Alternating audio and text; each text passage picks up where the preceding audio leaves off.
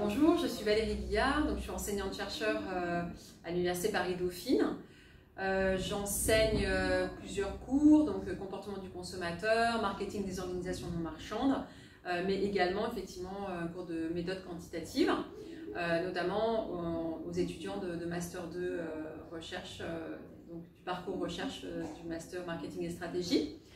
En termes de mes problématiques de recherche, donc moi je m'intéresse plutôt déjà avec un prisme comportement du consommateur, donc aux différentes pratiques à l'égard des objets matériels, donc des pratiques de possession, de dépossession, de non-possession à l'égard des objets, en vue effectivement de réduire les déchets et le gaspillage. Et aujourd'hui, donc je travaille beaucoup sur la sobriété, que ce soit la sobriété matérielle ou la sobriété numérique. Voilà, donc en général, je travaille avec des organismes extérieurs, notamment la sobriété numérique avec Orange par exemple, ou alors l'ensemble de mes travaux sur les déchets ou le gaspillage avec l'ADEME notamment. Alors le cours de méthodologie quantitative, en fait, il est enseigné donc, sur 6 séances, ainsi qu'une séance de révision.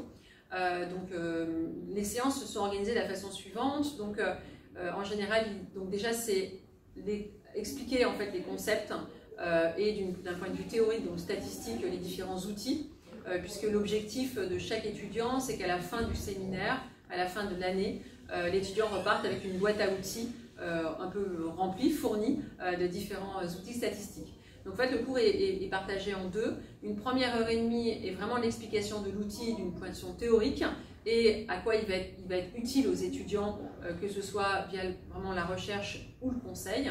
Et dans un deuxième temps, une partie un peu plus pratique où effectivement je donne des applications et les étudiants évidemment appliquent les outils qui sont enseignés, voire choisissent l'outil le plus pertinent à la question posée.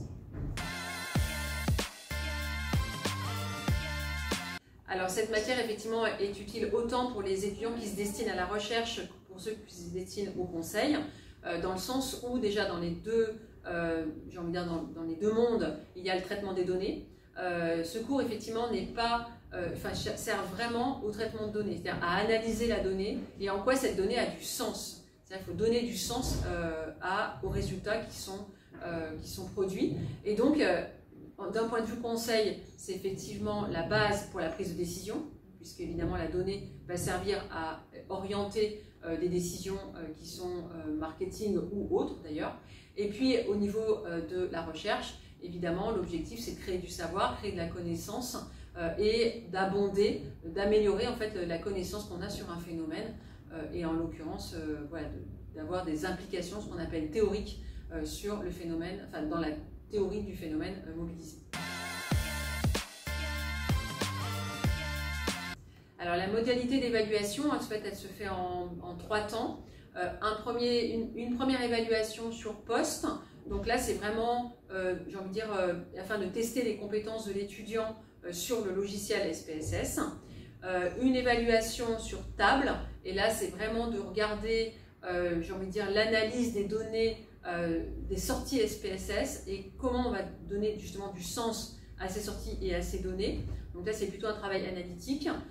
Et puis une troisième évaluation, c'est un projet, donc en groupe, une évaluation en effet, un cas, et je demande aux étudiants de traiter ce cas avec SPSS, avec les bons outils, et d'en extraire du sens, donc de faire une recommandation à la personne qui est à l'origine du cas.